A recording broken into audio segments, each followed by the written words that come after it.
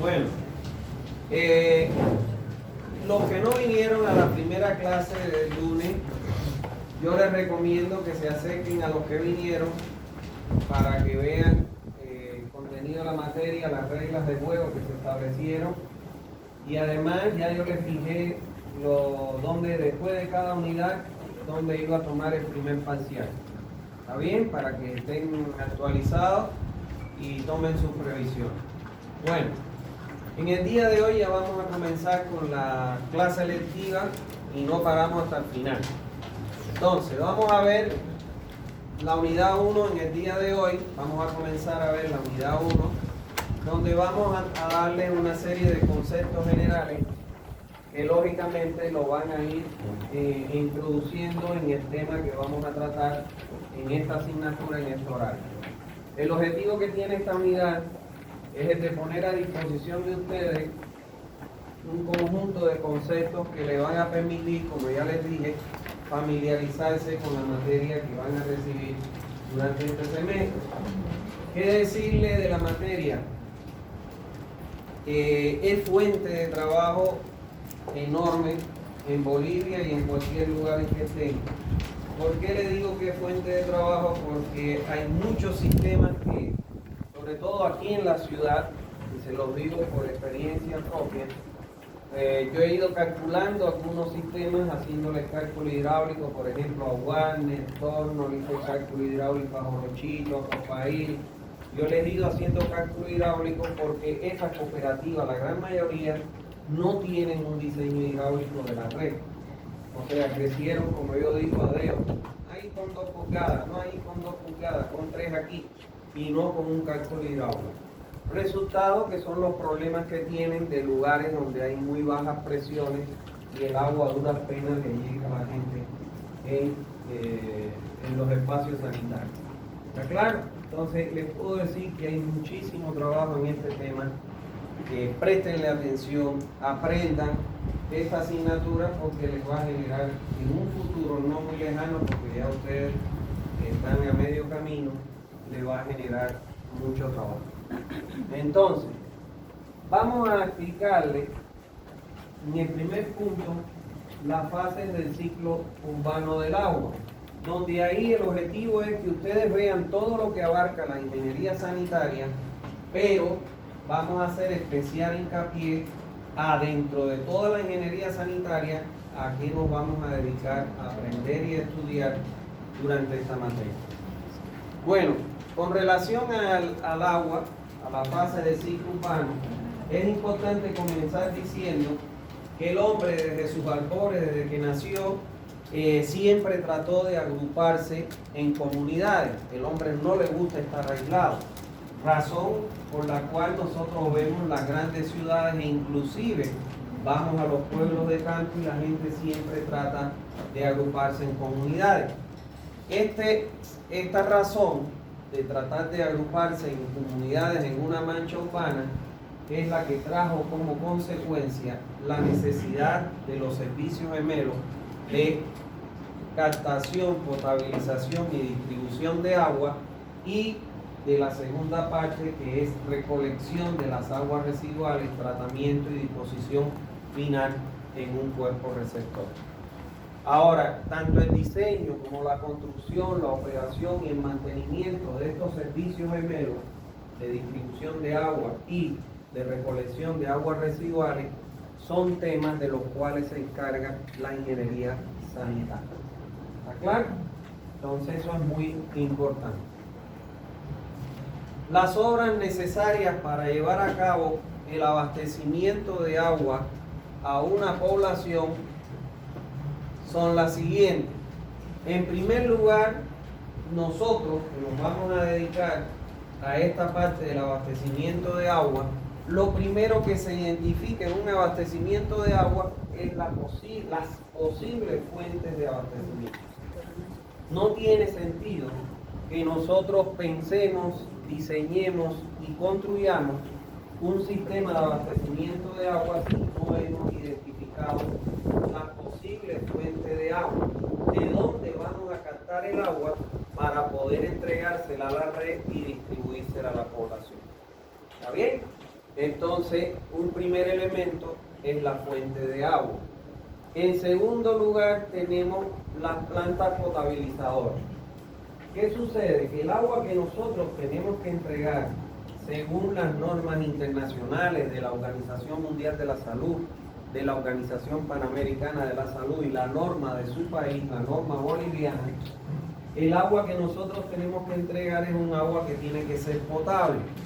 ¿Qué quiere decir por ahora que es un agua potable? Aquella agua que puede ser consumida por cualquier persona y lo único que hace es retribuir el déficit de agua en nuestro organismo, pero no nos ocasiona ninguna enfermedad. Ahora, cuando nosotros bebemos un agua y nos da deseo de vomitar, nos da diarrea o nos da cualquier otro tipo de enfermedades de origen hídrico que vamos a conocer, entonces esa agua no es potable y nosotros no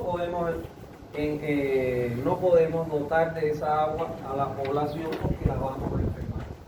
Cuando la fuente, el agua de la fuente no es potable, nosotros tenemos que construir una planta potabilizadora donde le retiremos al agua de la fuente todas aquellas impurezas que la hacen no potable para transformarla en un agua potable que sea de fácil ingerirla por el ser humano sin ocasionarle ningún trastorno fisiológico a su salud. ¿Está claro? Entonces, otro elemento que nosotros tenemos que considerar muchas veces en los sistemas de distribución es la tubería conductora o de aducción. Muchas veces nosotros encontramos, que no es el caso de Santa Cruz, de que tenemos la fuente en un lugar y el núcleo poblacional alejado de la fuente. Entonces, ¿cómo yo traigo el agua para entregársela a la población mediante una tubería conductora o de aducción?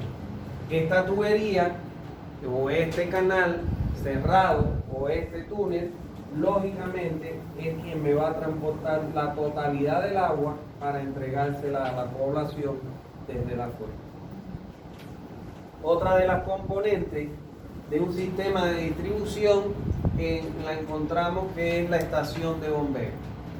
Hay lugares en que por la extensión territorial de la población, caso típico Santa Cruz, y donde la topografía es muy llana, nosotros para dotar de agua a la red tenemos que cumplir no solo un requerimiento de calidad, sino también determinadas presiones para que el agua llegue a nivel del usuario. O sea, no llegue al grifo del lavamanos, a la ducha, a la lavandería, etc. Entonces, muchas veces para garantizar esa presión, nosotros colocamos un tanque elevado, para poder distribuir por gravedad. Ahora, hay veces que cuando la topografía es llana y la mancha urbana es muy amplia, entonces nos demanda alturas de tanque que están por encima de los 30-35 metros. Por ejemplo, en Santa Cruz, las estaciones de bombeo muchas veces requieren cargas de bombeo de 80, 100, 120 metros. Y cuando ocurre eso, nosotros no podemos colocar un tanque a una altura de 100 metros, 80 metros, porque resulta antieconómico. Entonces, en esos casos, se acude a colocar lo que se conocen como las estaciones de bombeo para entregar el agua por bombeo directo a la red. ¿Está claro?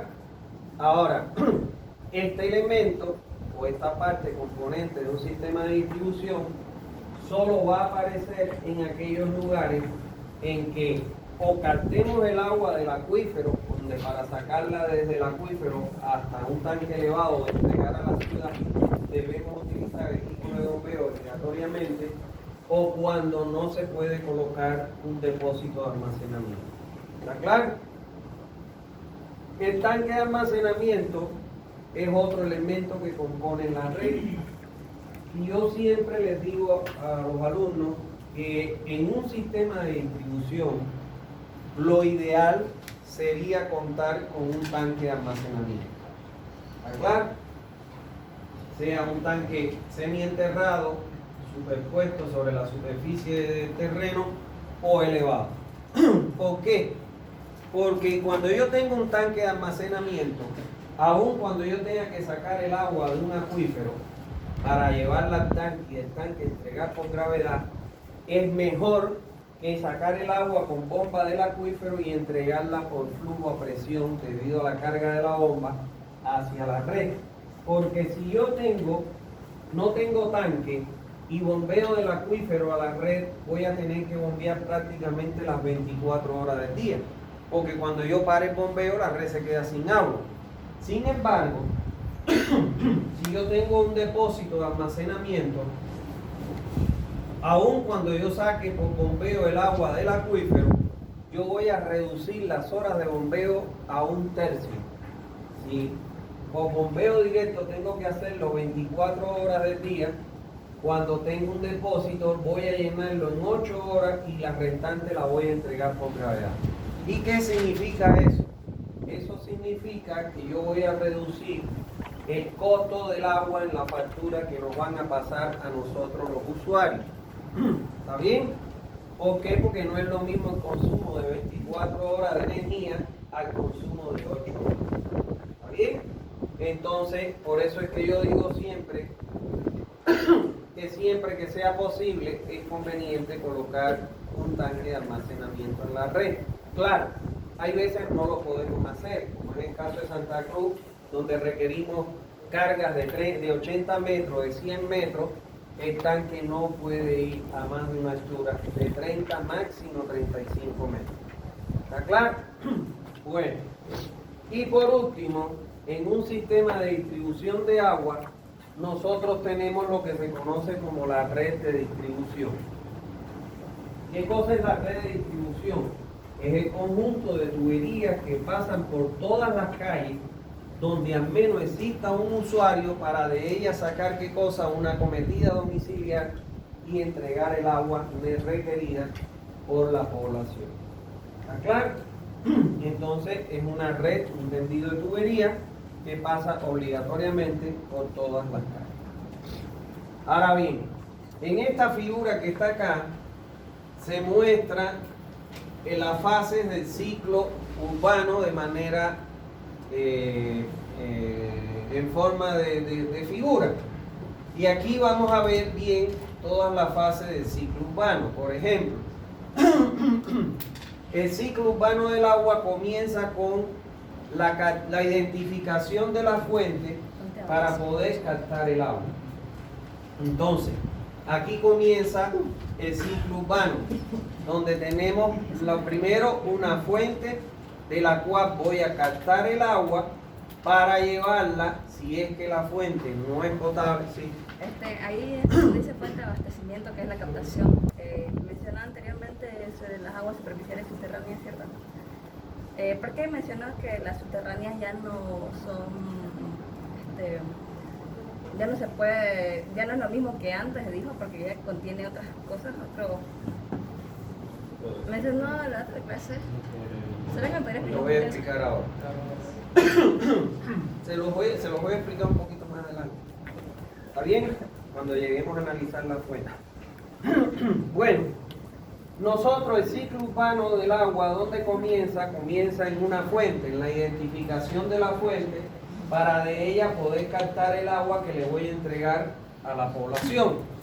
Entonces, a través de una captación, nosotros, si esta fuente fuera superficial, yo le puedo decir que en un 99,999% el agua ya no es potable en fuente superficial. ¿Está claro? Por la forma indiscriminada en que el hombre la contamina. Porque desde el momento en que nosotros botamos un papel a la calle, un resto de comida, botamos la basura, todo lo que vamos, las cáscaras, cuando vamos en la flota, que ustedes van atrás de una flota y tienen que tener cuidado, tienen que ir esquivando todo lo que botan. Entonces cuando llueve eso va a la fuente y lógicamente contamina la fuente.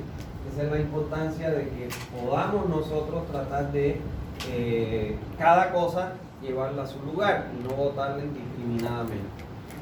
Entonces, si es una fuente y no es potable, tenemos que hacerla pasar esa agua de la fuente por una planta potabilizadora de agua para retirar aquellas impurezas que tiene el agua que no la hacen potable y transformarla en un efluente de la planta potabilizadora que sea un agua potable apta para el consumo de los seres humanos.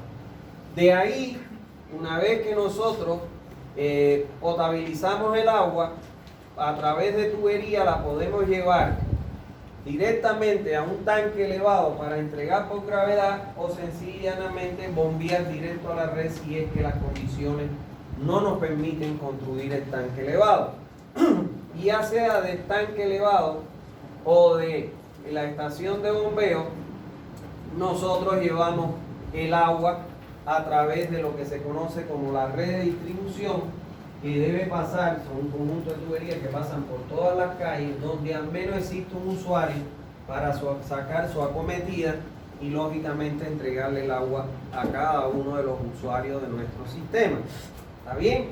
Hasta aquí, hasta la red de distribución, partiendo de la fuente, la captación, la potabilización, el almacenamiento y la distribución, es lo que se conoce en la hidráulica como la ingeniería sanitaria y su sanitaria 1, que es lo que contempla el penso.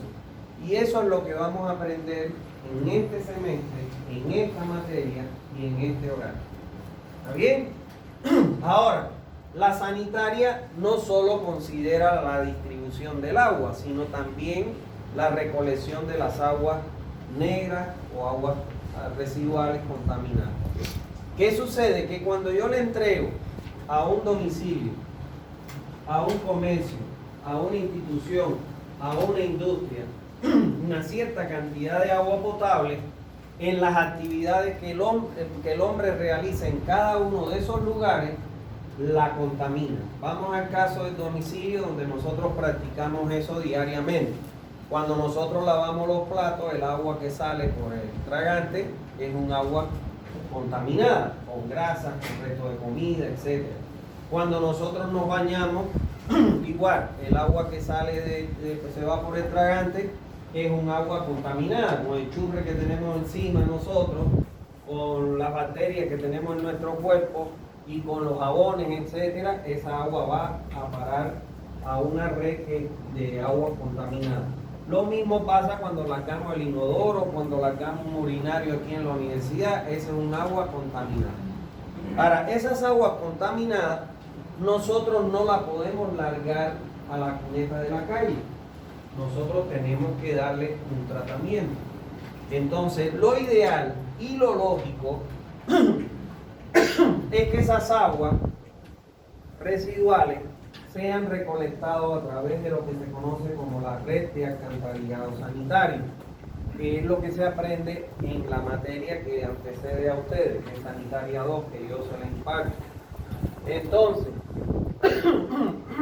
esas aguas deben ser, lo ideal es ser recolectadas por una red de alcantarillado, que automáticamente esas aguas vayan a ser captadas y alejadas lo más rápido posible a una planta depuradora o una planta de tratamiento de aguas residuales.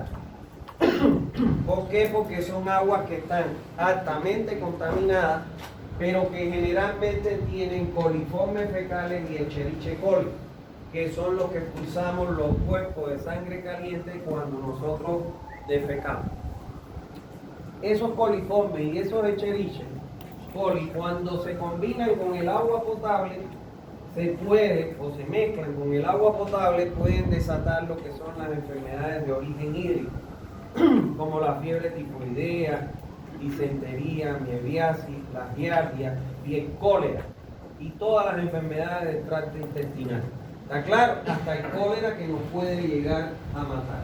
Por eso es que esas aguas nosotros tenemos que pasarlas por una planta depuradora que lógicamente va a tener un costo más caro que el de la potabilización, porque tengo que retirarle todas las impurezas que tiene esa agua para cumplir con la norma de vertido en un cuerpo receptor, que en Bolivia quien contempla esa norma es la ley 1333. ¿Está claro? Entonces, el agua que abandona la planta, lógicamente ya la puedo retornar al cuerpo receptor o puedo reutilizarla en el riego, en la acuicultura o en otras actividades. ¿Está bien? Entonces, todo lo que tiene que ver con la red de recolección de aguas residuales, que es la red de alcantarillado sanitario, el tratamiento en una planta de tratamiento de agua residual y la disposición final, ya sea en un cuerpo receptor o en la reutilización de esa agua, es lo que contempla la sanitaria 2. Que ustedes, bueno, hay algunos que la llevan las dos y otros la van a recibir el próximo semestre. ¿Está claro? A este conjunto de captación, potabilización y distribución de agua y recolección de agua residual, tratamiento y disposición final es lo que se conoce como la ingeniería sanitaria. ¿Está claro? A nivel macro, o sea, a nivel macro, porque hay otra parte de la ingeniería sanitaria que no la vemos en esta materia porque no es objetivo de esta materia, es el diseño de las instalaciones hidrosanitarias en las edificaciones. Eso creo que lo ven en uno de los edificios. No sé si edificio 1 o 2, pero en uno lo ven. ¿Está bien? Entonces, eso no es objeto de nuestra materia, por eso nosotros no damos el diseño acá de las instalaciones. ¿Qué les puedo decir algo? Es más complejo diseñar un sistema de hidrosanitario a nivel micro dentro de una edificación que diseñar en un sistema de distribución y recolección de aguas residuales a nivel macro. ¿Está bien? Lleva más detalles, lleva más cosas en consideración. Entonces, esto es lo que le llamamos nosotros el ciclo urbano, y nosotros vamos a llegar hasta la red de distribución, desde la captación, potabilización, almacenamiento y distribución. ¿Está bien?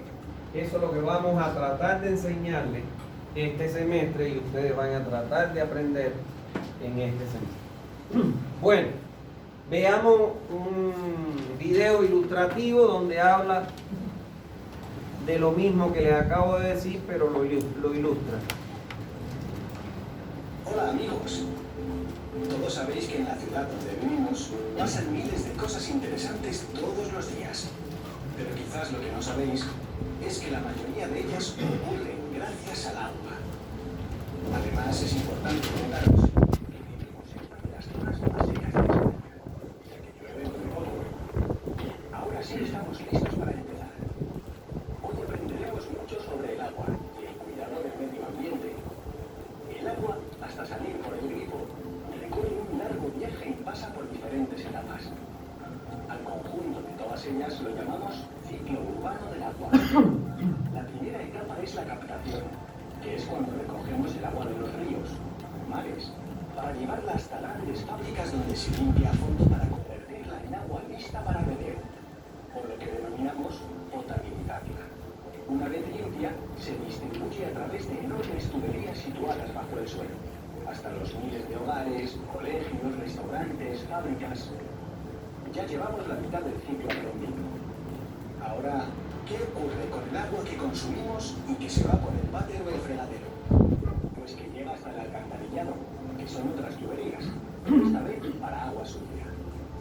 A través de ellas se transporta hasta llegar a otra fábrica donde volverán a limpiarla. A esta fase la llamamos depuración. Este proceso es más costoso y difícil, ya que el agua llega muy pero que muy sucia a veces. Una vez limpia, la devolvemos al río para otros usos, como el riego de calles, agricultura, fuentes, etc. Esta última etapa se llama retorno al medio. Y así, una y otra vez, día tras día, el ciclo urbano del agua se repite. No podemos imaginar la vida sin agua. El agua del grifo también es extraordinaria. Cuidadla mucho.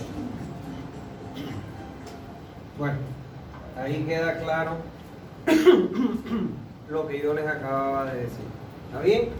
Bueno, Vamos a ver ahora las funciones que cumplen las horas necesarias para el abastecimiento de agua. Y solo vamos a referirnos a las horas de abastecimiento de agua porque es lo que vamos a tratar en esta materia. Por ejemplo, empecemos por la fuente de abastecimiento. La fuente de abastecimiento, señores, es el elemento más importante dentro del sistema de distribución de agua.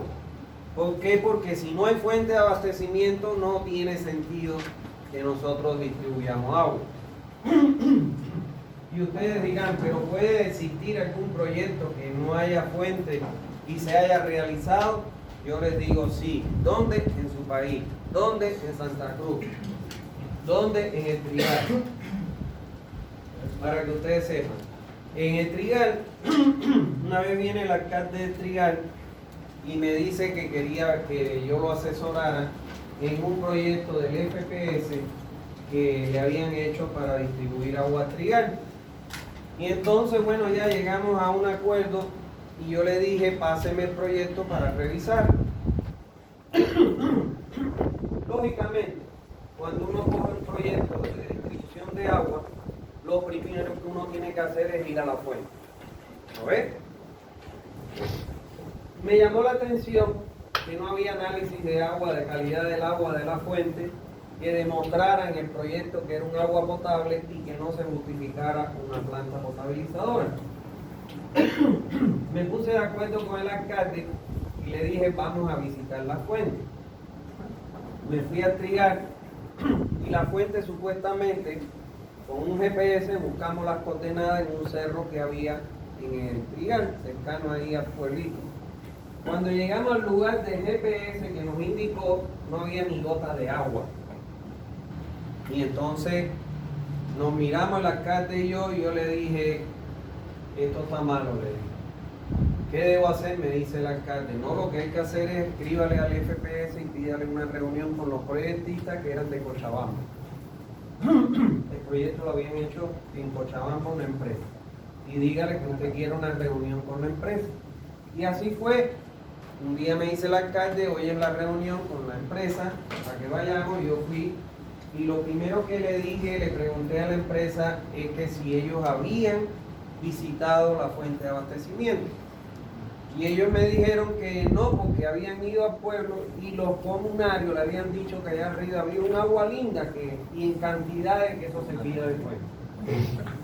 Pero nunca fueron al lugar de la fuente. Resultado, para no cansarle, el proyecto se cayó completo. Porque como no había agua, no tenía sentido la construcción. Entonces, para que ustedes vean la importancia que tiene la fuente de abastecimiento. Existen dos tipos de fuentes de abastecimiento que son las que más se utilizan. Hay más, pero las más utilizadas son la fuente superficial y la fuente subterránea. Las mismas que vamos a detallar a continuación. Como fuentes superficiales, nosotros, que es la más común que nosotros encontramos cuando vamos a hacer un proyecto, nosotros podemos encontrar los embalses de las presas, los ríos, los lagos, las lagunas, los arroyos, las quebradas, etc. Este tipo de fuente, que es la que más frecuentemente encontramos nosotros cuando vamos a diseñar un sistema de distribución de agua, yo les puedo afirmar que en un 99,9% no es agua potable lo que captamos de ella. De todos modos, no porque lo diga yo, nosotros vamos a decir que no es potable. Siempre de la fuente hay que tomar una muestra, como vamos a aprender acá, llevarla a un laboratorio de calidad del agua como UCALAC, que es un laboratorio de la universidad que está certificado. Y entonces ellos son los que nos van a decir cuáles son los valores y los parámetros que no cumplen con la norma para considerar el agua potable. Si ello ocurriera, entonces estamos obligados a diseñar una planta potabilizadora. El otro tipo de fuente es la fuente subterránea. La fuente de agua subterránea hay que comenzar diciendo que es un agua que primero inicialmente fue superficial, pero que al encontrar estratos permeables en el terreno por donde ella circula, esas aguas se empiezan a infiltrar. Entonces, el agua superficial, a pasar por estos estratos de tierra permeables, ahí recibe un proceso de potabilización que se conoce como la filtración. Entonces, el agua ya infiltrada en el terreno se va a almacenar en acuíferos rocosos o impermeables para formar lo que se conocen como los acuíferos. ¿Está claro? Evidentemente que esta agua subterránea es un agua que es de mucha mejor calidad que el agua superficial. ¿Por qué? Porque ya ha pasado un proceso de filtración a pasar a través de los estratos permeables del terreno. Ahora, lo que ella preguntaba es que yo les dije que estas aguas, no porque sean aguas subterráneas, ya nosotros podemos darlas como agua potable, porque en muchos casos no ocurre. ¿Está claro? No es un agua potable. Por estar en contacto con estratos permeables, impermeables, que generalmente son estratos rocosos, ahí ellas adquieren ciertas sales minerales.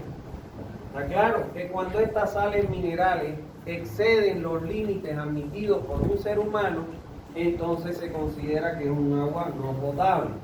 Por otro lado, al estar en estratos rocosos, también pueden adquirir coloides de hierro, pueden adquirir manganeso y pueden adquirir coloides de aluminio.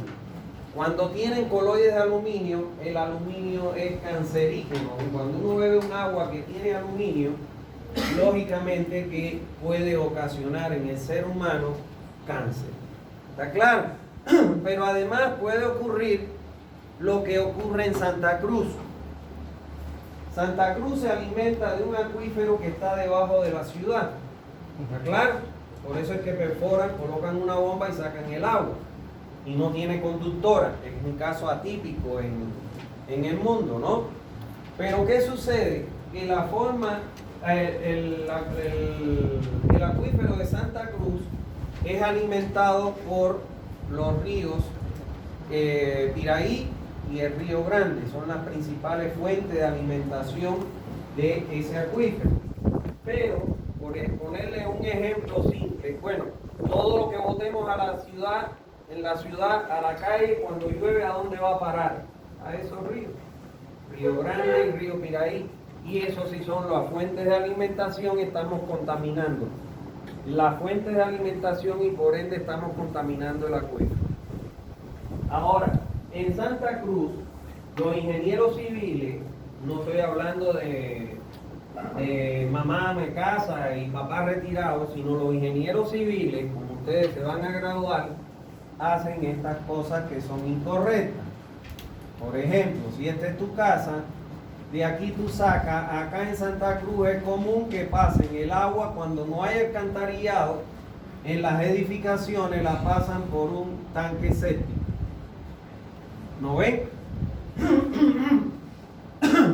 Y después la infiltran en un pozo que normalmente es un pozo de solvente, que algunos lo hacen ciego y sacan el agua con los camiones esos que traen agua residual. Ahora, el grado de contaminación que tiene un agua que sale de un domicilio se le conoce como demanda bioquímica de oxígeno, o sea, DBO. Así. Que entiendan eso ahora nada más, que es que el parámetro que me caracteriza el grado de contaminación que tiene el agua.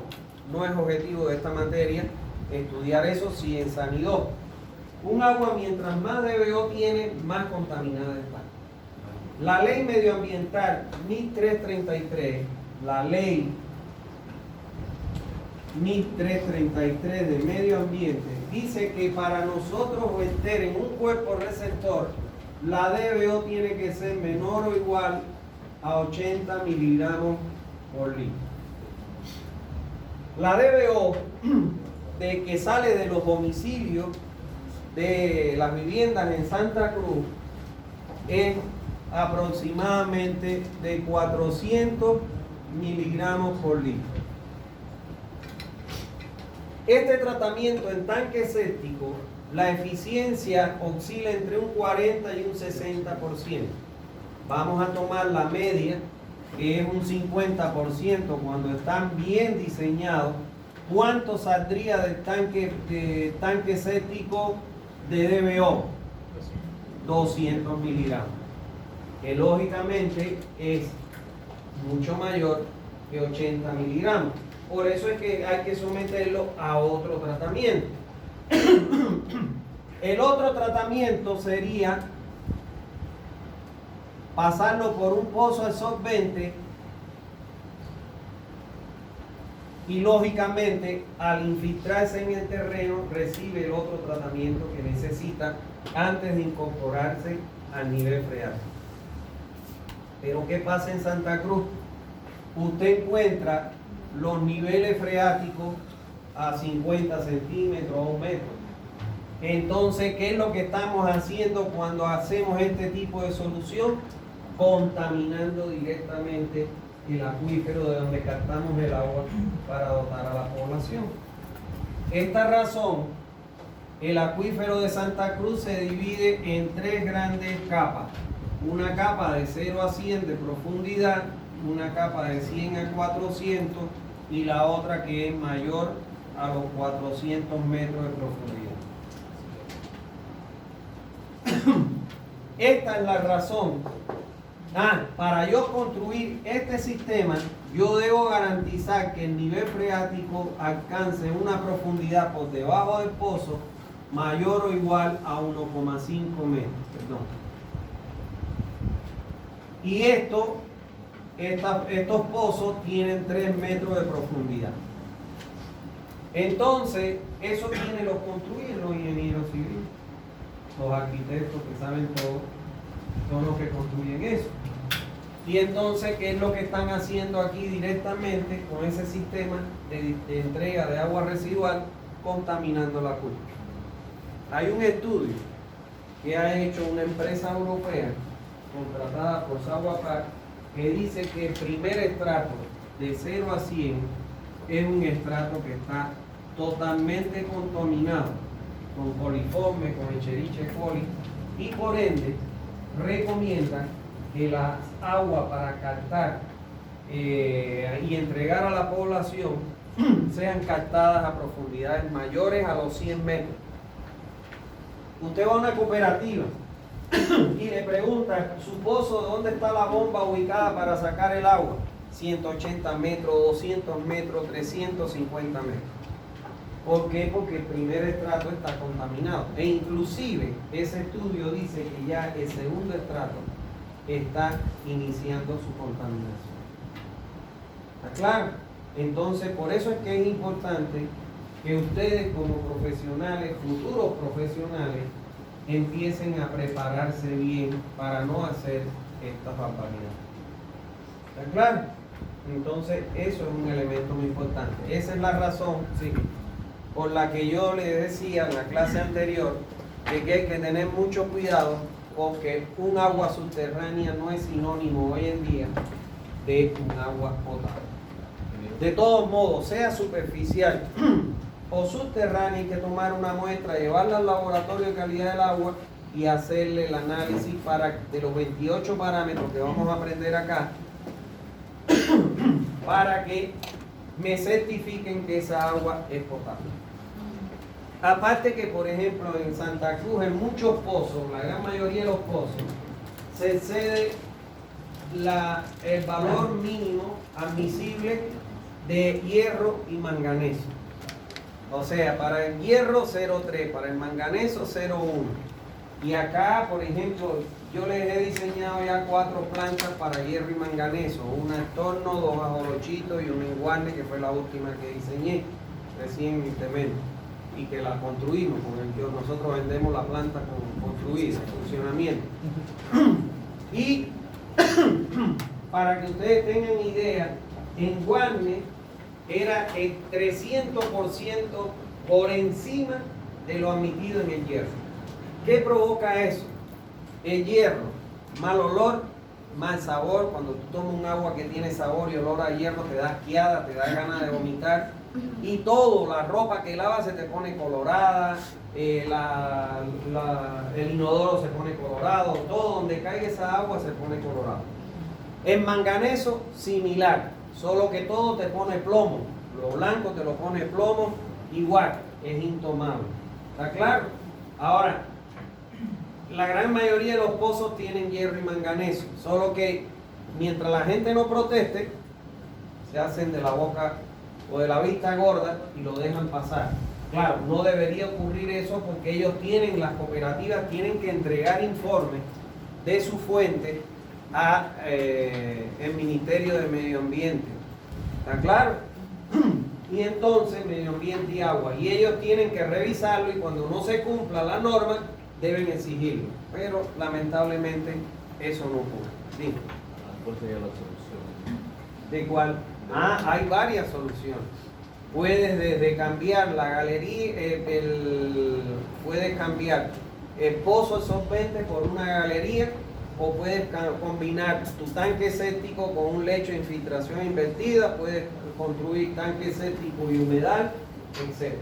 ¿Está claro? Eso es. Justamente eso es lo que voy a dictar en mi instituto, en mi empresa.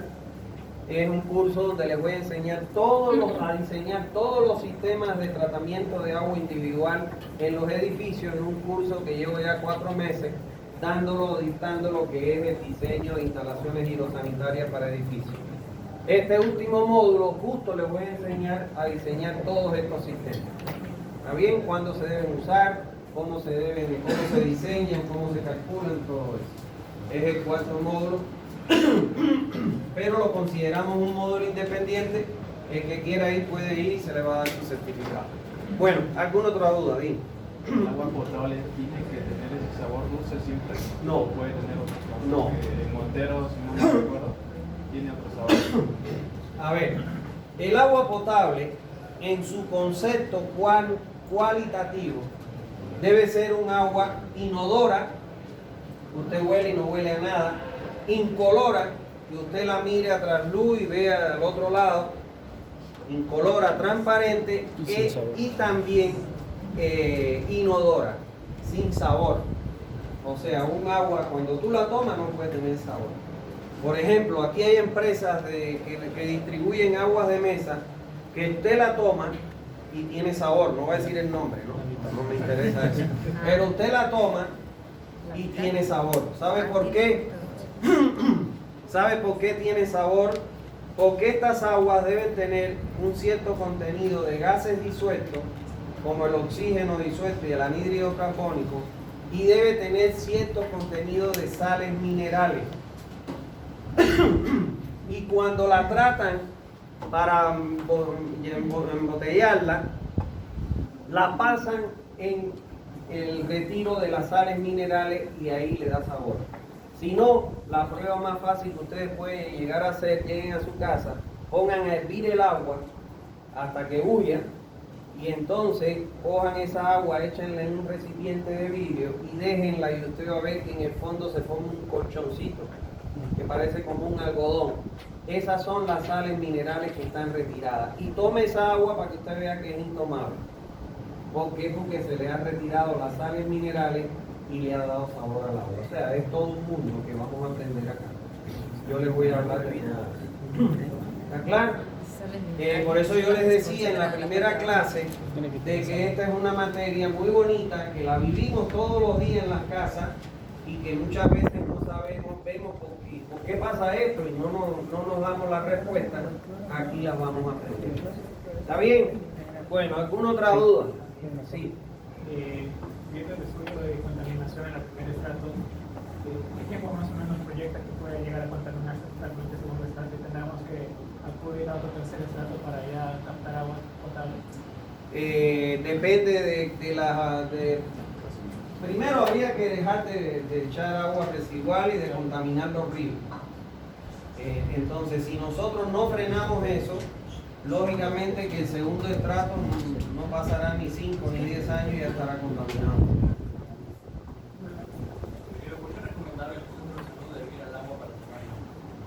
sobre todo cuando son de fuentes superficiales. ¿Sí? Te recomiendan, a ver, vamos a entender lo que es pregunta. La pregunta que hace, la repito, que por qué en los centros de salud recomiendan hervir el agua. Lo que pasa que en época de lluvia, sobre todo, en época de lluvia, evidentemente como hay un incremento en el caudal por el agua de lluvia, entonces muchas veces, no sé si has visto que se inunda la casa, pero se inundan los inodoros y contaminan las aguas de la fuente. Y entonces te dicen, hierve el agua para que cualquier contaminante con agua fecal, coliforme o Escherichia coli, cuando usted hierve el agua, los mata. Porque si desinfectarlo con cloro los mata, también al hervir el agua mata. Entonces, sobre todo cuando la fuente es superficial, ahí más todavía te dicen hierva el agua, porque en época de lluvia es porque el agua se revuelve y se contamina más. ¿Está claro? Ahora, si usted no está acostumbrado a tomar agua hervida, le cuesta trabajo porque es un agua insípida que le da sabor, pero le da sabor. Cuando la hierve, al retirarle las sales minerales, el agua adquiere sabor, que es un sabor desagradable. Háganlo en su casa para que ustedes vean. De traten de tomar, déjenla hervir, que hierva bien, que huya el agua y entonces la apagan, la echan en un recipiente de vidrio, en un vaso y van a ver que se forma un colchón. El agua que nosotros consumimos en Santa Cruz es un agua subterránea, como bien le dije, y es un agua que tiene mucho contenido de sales minerales. Cuando vuelva a salir me pide permiso, ¿ya? Y yo te voy a dejar salir, ¿ya? Bien. Entonces, es un agua que tiene muchas sales minerales porque está almacenada en un estrato rocoso. Muestra de ello es, ustedes que son tomateros profesionales, cuando ustedes ponen su pavita o su caldero, ustedes ven que se forma una incrustación blanco-amarillento en las paredes, ¿no ve? Del caldero. Esas son las sales minerales que las están separando del agua y se adhieren a los calderos. Hay estudios científicos, no son inventos, estudios científicos, que dicen que aquellas poblaciones que toman agua con cierta dureza, agua subterránea, les son más propensas a que se presenten problemas de cálculos renales. Cuando yo llegué, en mi país todo el agua es superficial, porque los acuíferos no se pueden explotar. Y cuando yo llegué a Bolivia empecé a tomar el agua de grifo y era frecuente mis cálculos en los riñones, o sea, tenía piedrecitas en los riñones, ¿no? Y bueno, eso ocasiona dolor, molestia, ardor, infección, todo, ¿no? Y entonces me puse a leer y a estudiar y me di cuenta de que estaba tomando un agua que era muy dura. Después empecé a asesorar las cooperativas, vi los análisis de agua y lógicamente es un agua dura. De ahí nunca más tomé agua de grifo, tomo agua de botella y nunca más me he enfermado de cálculo en los riñones. O sea, con lo que les puedo decir que es correcto. ¿Por qué? Porque ¿qué cosa es el riñón? Es un filtro. Y entonces todas estas sales minerales vienen y se van acumulando ahí en el riñón hasta que se forma el cálculo que le llaman o la piedra en el riñón. ¿No ves? Que la gente toma chancaca y todas esas cosas para poder combatirlo, o peor todavía te llevan a la operación. Eso. Bueno, ¿alguna otra duda que tenga? No hay duda. Seguimos entonces. Yo, ingeniero, Sí, dime. el agua con gas, a diferencia de la normal, ¿qué beneficios tiene? Ninguno. Ninguno. Yo la tomo porque mi abuela desde chiquito me la enseñó a tomar porque decía que era digestiva, porque el gas te hacía eructar, ¿no ves? Ah, Pero yo la tomo porque me encanta la burbujita que se revienta en el ah, agua. Cosa que no le gusta a la gente, pero a mí me gusta. Pero porque de niño me daban agua con gas por eso. Y por eso la tomo, y siempre van a ver que tengo agua con gas ahí. Pero no trae ninguna. Más que sí, es verdad, tú comes y tomas después agua con gas y es fácil educar. Eso es. Bueno, seguimos. A las horas que se construyen para la extracción de las aguas de la fuente, para su distribución se les conoce como obra de toma. Estas obras de toma se pueden construir en fuentes superficiales y para fuentes subterráneas. Cuando nosotros vamos a captar el agua de fuentes superficiales, como son ríos, arroyos, quebradas, se hacen estas estructuras que se componen en estructuras de hormigón armado con compuertas y salida en tubería que lógicamente permiten la captación lateral del agua que circula a través de ese río o esa fuente. Ahora, cuando ya vamos a captar el agua, por ejemplo, de un embalse y tengamos que distribuir, muchas veces o para elevar hacia un tanque o para distribuir, utilizamos la captación por bombeo. Y bueno, cuando perforamos un pozo para explotar el agua del acuífero, obligatoriamente captamos el agua por bombeo. A esa forma de captar el agua de la fuente se le conocen como obras de captación. ¿Está bien? Y tenemos la planta potabilizadora.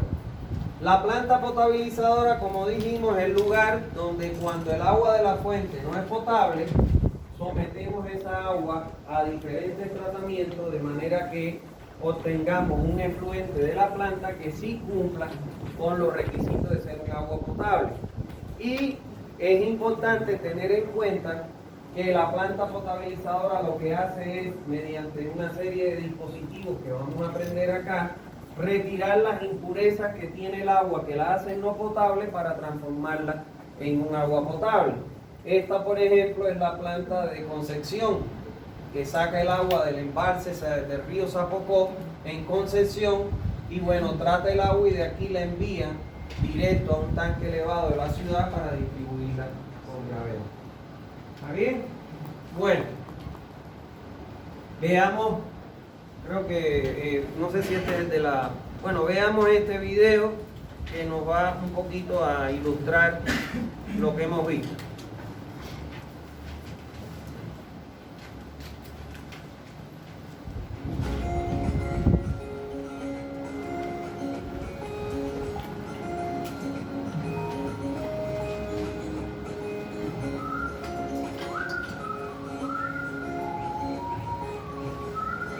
Tratamiento y potabilización del agua.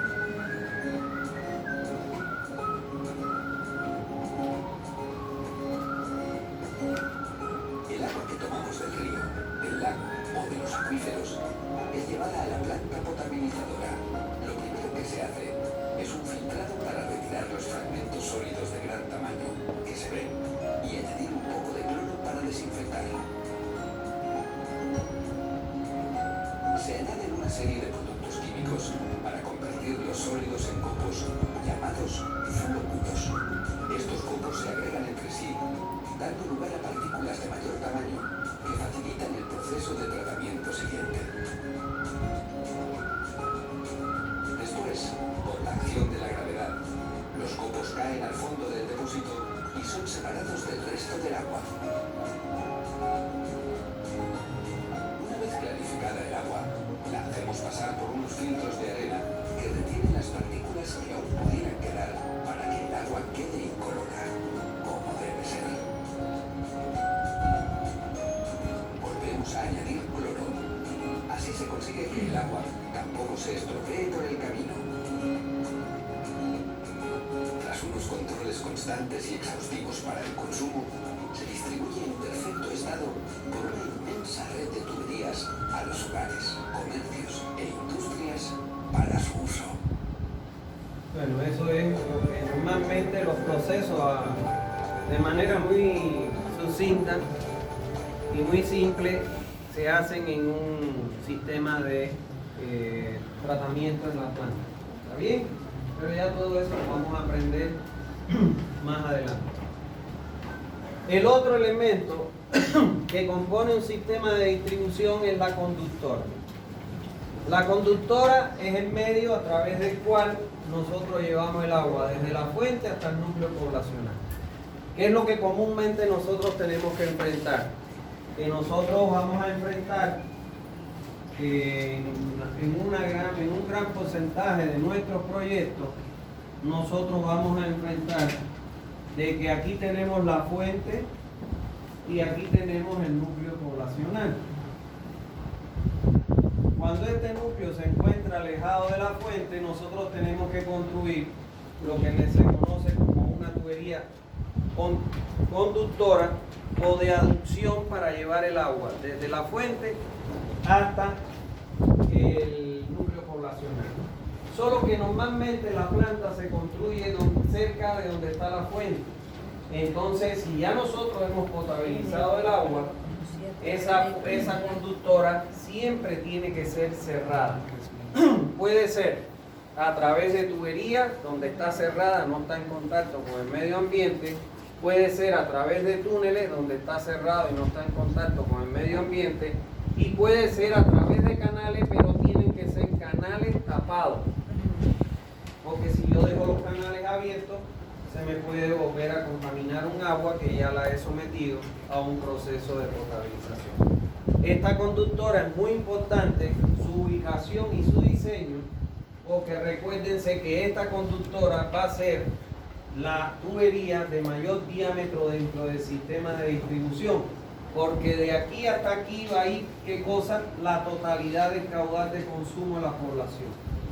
Entonces, si se nos cortara por un mal diseño o por una mala ubicación, entonces dejaríamos sin agua a toda la población que le vamos a entregar.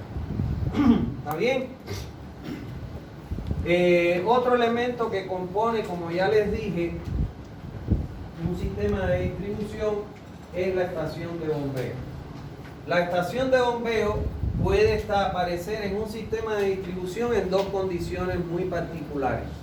Uno, cuando nosotros sacamos el agua de un acuífero o de una fuente superficial y la elevamos hacia un depósito de almacenamiento para entregar el agua por gravedad a la red, lo cual nosotros reducimos hasta 1/3 el tiempo de bombeo y por ende el costo de consumo de energía que se ve reflejado en el monto de la factura que nos entregan a los usuarios.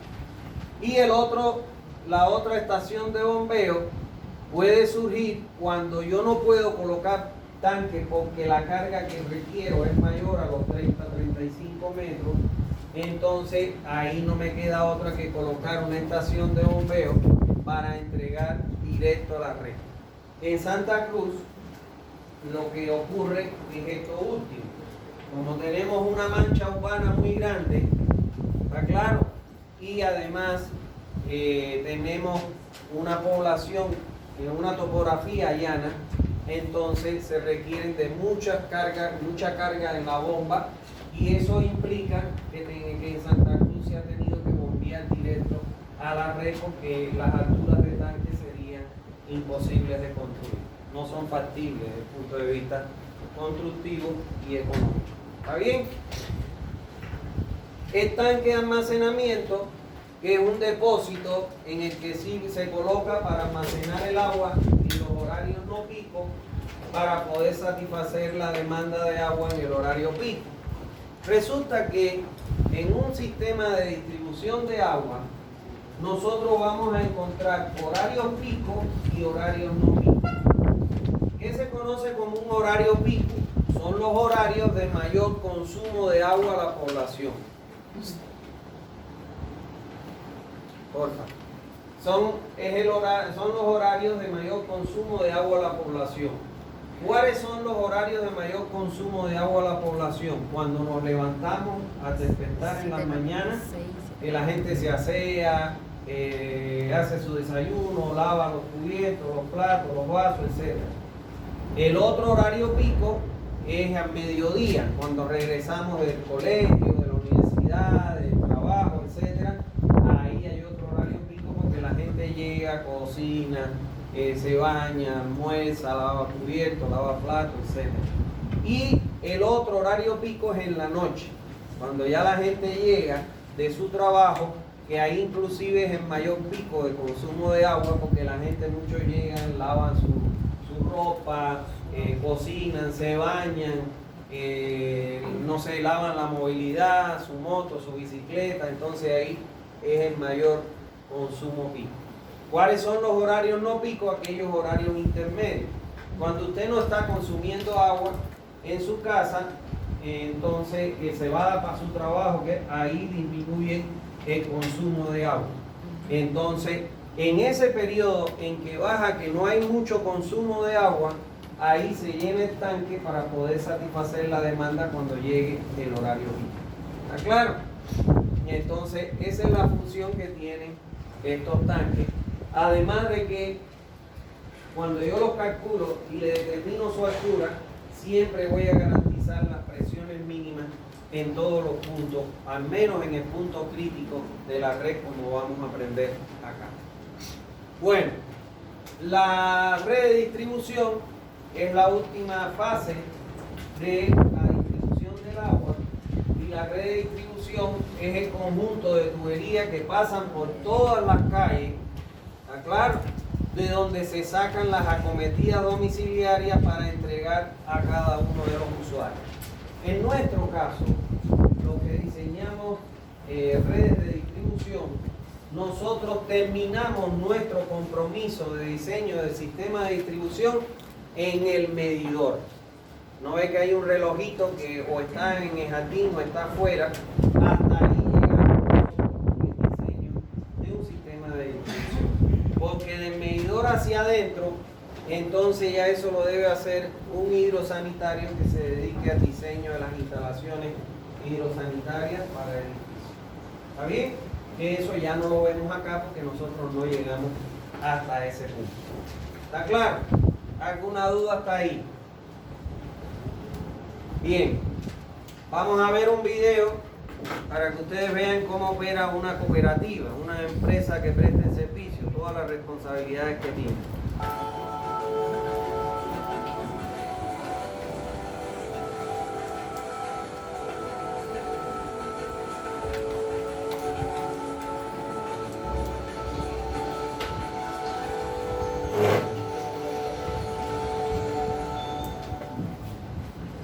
Abrir la llave y que de ella brote agua potable es muy fácil. Sin embargo, detrás de esto existe un proceso que pocos nos imaginamos y conocemos. Todo inicia en las profundidades de la montaña. Y es precisamente ahí donde se construyen tomas de captación, que son infraestructuras que, como su palabra lo dice, captan el agua para que ésta inicie su camino hasta la ciudad. Una vez que el agua es capturada en lo profundo de la montaña, esta es transportada a través de tuberías de conducción a sitios donde es almacenada. Sin embargo, antes de hablar de dónde y cómo se almacena el agua, es importante que conozcamos que no siempre el agua que llega hasta nuestros hogares proviene de la montaña. El crecimiento poblacional y la disminución de la producción de las fuentes superficiales cada vez más obligan a perforar pozos. Los pozos son hoyos taladrados en la tierra que alcanzan una fuente de agua como es un acuífero.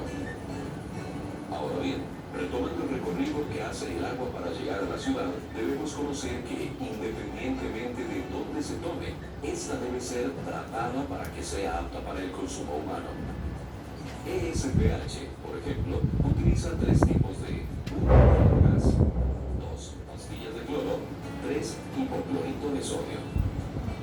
Posteriormente a que el agua recibe su desinfección, es trasladada a tanques de almacenamiento, de donde después se desplaza a través de tuberías de distribución a cada casa, comercio, etc., que cuenten con un servicio de agua potable. Cuando ya el agua es transportada, esta ingresa a los inmuebles a través de lo que se denomina acometidas, que son tuberías que están conectadas a las redes de conducción. Para el ingreso del agua a los hogares y comercios, se coloca un medidor, el cual se instala generalmente en las aceras ubicadas frente a los inmuebles, con el fin de medir la cantidad exacta de metros cúbicos de agua potable que se consumen en este. Una vez ahí, el agua inicia su recorrido por medio de las instalaciones internas. Como pudimos observar, un acueducto es un complejo y vulnerable sistema que requiere de planificación, control y monitoreo constante. Acciones que emprendemos en la ESPH con el fin de brindar 100% agua de calidad.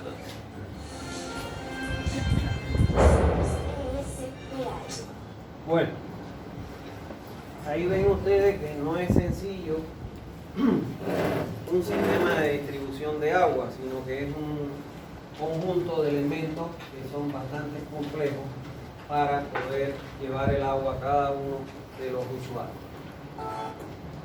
Vamos a ver entonces en el punto 3 las necesidades de agua del hombre civilizado, de nosotros que estamos civilizados ya. Entonces, las necesidades de agua que tenemos nosotros, los seres humanos civilizados, se pueden clasificar en 4 tipos: necesidades personales, necesidades comunales, necesidades agrícolas y necesidades industriales. Está claro que las aguas que nosotros entregamos a través de una red de distribución solo son para cumplir las necesidades personales y comunales. No podemos entonces pretender, y las industriales, no podemos pretender que nosotros utilicemos el agua para abastecer a los animales o regar del agua que le entregamos a la población. Dentro de las necesidades personales que tienen las personas como nosotros, seres humanos, es en primer lugar el agua necesaria para satisfacer la necesidad fisiológica. O sea, nosotros, sobre todo en climas cálidos, sudamos y perdemos agua, entonces agua debemos reponerla mediante el beber este tipo de agua. Por otro lado está el agua que se utiliza en un domicilio en la cocción de los alimentos, el agua que utilizamos para asear los pisos y las habitaciones, el agua que utilizamos para lavar la ropa, el agua que utilizamos para largar los aparatos sanitarios, el agua que utilizamos para regar el jardincito, que no es lo mismo que regar plantaciones, y el agua que utilizamos para lavar la movilidad. Todo eso está contemplado dentro de la distribución de agua que se hace en un domicilio y dentro de las necesidades personales. El otro tipo de necesidad son las comunales, que son el agua que se utilizan contra incendios. O sea, cuando se produce un incendio en la ciudad, buscan lo que se conoce como un hidrante, enchufan ahí sus mangueras los bomberos para sofocar el incendio si es cercano al hidrante, o para cargar sus camiones cisternas para ir al lugar y sofocar el incendio. También está el agua que utilizamos en los hospitales, cuando todos vamos a un hospital, el agua que utilizamos, por decir, en los bebederos públicos, el agua que se utiliza para las fuentes ornamentales, el agua que se utiliza en los parques acuáticos, el agua que se utiliza en la limpieza de la calle, en las lavanderías, etc. Esos son la necesidad comunal que hace a todo el conjunto de la población. La otra necesidad son las agrícolas. ¿Por qué? Porque nosotros nos alimentamos de animales y además de cultivos. Entonces las necesidades agrícolas contemplan el abastecimiento de agua a los animales y el riego a los diferentes cultivos. Sin embargo, este es un sistema independiente. ¿Por qué? Porque no necesitamos darle para regar un agua que sea potable. Entonces nosotros lo que hacemos es que este tipo de necesidad lo diseñamos aparte y no está incluido dentro del sistema de distribución de agua a la población. Y por otro lado están las necesidades del hombre desde el punto de vista industrial, que no es más que el agua que utiliza el hombre en las industrias para elaborar las bebidas no alcohólicas o alcohólicas, el agua que se utiliza en los ríos para transportar, por ejemplo, los troncos, que sale más económico transportarla a través de un río que por carretera, el agua que se utiliza para generar energía eléctrica. Esta es la presa Itaipú de Foz de Iguazú en el Brasil. Es impresionante, yo estuve ahí, la fui a ver porque realmente es una obra impresionante, se la recomiendo. Y está el agua que se utiliza para el lavado de los vegetales, el lavado de la fruta, etcétera, que se distribuye a la población. Entonces, esas son las 4 necesidades que tiene hoy en día el hombre civilizado. Ahora, vamos a ver en el punto 4 una reseña histórica sobre el desarrollo de los acueductos. A ver, nosotros vimos el ciclo urbano del agua, que comenzaba por una fuente, una captación, una potabilización del agua, un almacenamiento en un tanque, una distribución en una red, una recolección a través de la red de alcantarillado, pasar por una planta de tratamiento de aguas residuales y después la misma a través de un emisario llevarlo a la fuente. ¿Está claro? Ahora, a la parte que tiene que ver con la captación, potabilización y distribución del agua, los romanos le denominaron acueducto. Para que entiendan de dónde sale esa palabra. Ahora, la recolección de las aguas residuales, el tratamiento en la planta y llevarla a través de un emisario al cuerpo receptor, le llamaron los romanos alcantarillado. Por eso es que usted va a ver algunas empresas que se dedican a estos servicios, que aquí son las cooperativas, que se llaman empresas de acueducto y alcantarillado. Por ejemplo, va a mi país, a la ciudad de La Habana, y va a ver la empresa que dice grande, empresa de acueducto y alcantarillado sanitario de la ciudad de La Habana. Cuando dice empresa de acueducto y alcantarillado, quiere decir que es una empresa que se encarga de captación, potabilización y distribución de agua, que es lo que es el acueducto, y de la recolección, tratamiento y disposición del agua residual, que es el alcantarillado. ¿Está claro? Entonces, por eso es que dice aquí reseña histórica del desarrollo de los acueductos, cuando históricamente empezaron a hacerse las primeras obras para la captación, potabilización y distribución del agua. ¿Está bien? Que es a lo que se refiere el acueducto. Bueno, el acueducto es el nombre que le dieron los romanos al abastecimiento de agua y tiene su origen en la medida en que comienzan a aparecer los núcleos urbanos.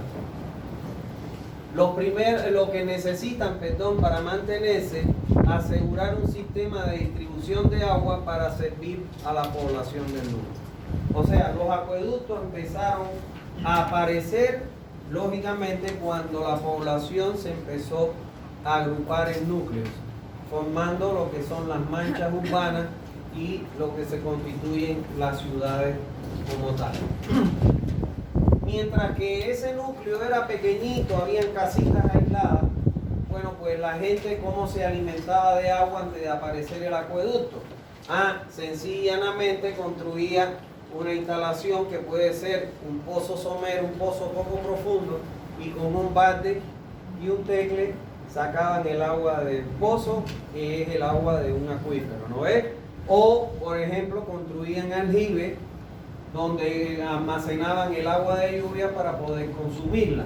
O también recurrían a una quebradita, a un manantial, a un río para acarrear las aguas para consumir. Pero eso es cuando tú estás acarreando el agua de un hogar. Pero cuando tienes ya miles o cientos de miles de hogares, entonces no vas a tener que como acarrear el agua para llevársela a todos esos hogares. Entonces esa fue la razón por la cual apareció el acueducto o el sistema de distribución. ¿Está bien? Sin embargo, con el crecimiento del núcleo o de las poblaciones, se hizo necesario construir instalaciones que le permitieran llevar volúmenes de agua relativamente grandes, dando lugar a la aparición de los acueductos modernos. ¿Está bien?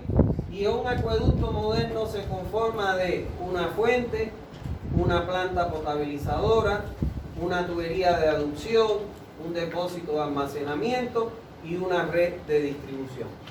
O sea, eso es lo que se le llama, por parte de los romanos, como el acueducto encargado de la distribución, captación, potabilización y distribución del agua para la población. Ahora bien, las primeras obras de acueducto reconocidas en el mundo fueron las ejecutadas en el establecimiento de la ciudad de Roma, quien llevó esa tecnología a los países que formaron el Imperio Romano, tales como España, Francia, etc. ¿Está claro? Y estas son las primeras obras de acueductos que ustedes pueden observar que se hicieron en el mundo. Increíblemente eran obras talladas en piedra. ¿Está claro? En mi país hay uno, creo que es el acueducto más antiguo que hay en Latinoamérica, está en mi país, en Cuba, y se llama el acueducto de Carlos VII. Fue un acueducto que hicieron los españoles y yo quisiera que ustedes lo vieran. Bueno, hay visitas turísticas a él, donde ustedes pueden ver que es totalmente canales excavados en piedra. O sea, ahí no había ladrillo, bloque, nada, era piedra, acabados en piedra, realmente es algo impresionante. ¿Está bien? Entonces, estas fueron las primeras obras que se construyeron. Ahora bien, vamos a ver las características que debe tener un servicio de distribución de agua. Las características principales que se debe cumplir con un servicio de distribución de agua son: en primer lugar, debe ser un servicio instantáneo. ¿Qué significa? Que a la hora, el momento, en el instante en que una persona va a la empresa que presta el servicio y le dice quiero que me instale agua en mi lote o en mi casita, de manera inmediata e instantánea, esa empresa, usted no se ha ido de la oficina de defensa del consumidor solicitando el servicio y ya los operarios tienen que ir y hacerte la instalación de acometido. ¿Por qué? Porque es un servicio básico. No es como cuando usted va y dice quiero TV cable y entonces le dicen no, hasta 48 horas van a ir a instalárselo. No, aquí quiero agua potable en mi casa o en mi lote, instantáneamente tiene que estar preparada la empresa para que en ese momento saquen los operadores, los plomeros y te hagan las instalaciones. Por otro lado, tiene que ser un servicio de calidad. ¿Qué significa eso? Que el agua que yo le entregue a través de esa cometida que le voy a instalar tiene que ser un agua potable, un agua que esté lista para el consumo por parte de la población. Y por último, este servicio me deberá garantizar los volúmenes de agua según la norma en el lugar donde voy a hacer la instalación y además me deberá garantizar la presión a nivel del usuario que recomienda la norma en el lugar donde voy a hacer la instalación. Esa presión la fijan las normativas en cada país y en cada región. Acá vamos a aprender cuál es la presión y cuáles son los requisitos que deben cumplirse según la norma boliviana para estos servicios. Entonces, es importante tener en cuenta que las características que debe tener un servicio es que debe ser instantáneo, al momento que se solicita, se debe instalar, que debe ser un servicio de calidad, donde el agua que se entregue sea potable, pero además debe cumplir con que se puedan entregar los volúmenes mínimos requeridos por un ser humano en el lugar, con la presión adecuada para llegar a los diferentes espacios sanitarios y aparatos sanitarios que componen un domicilio. ¿Está bien? Entonces, ¿alguna duda hasta ahí?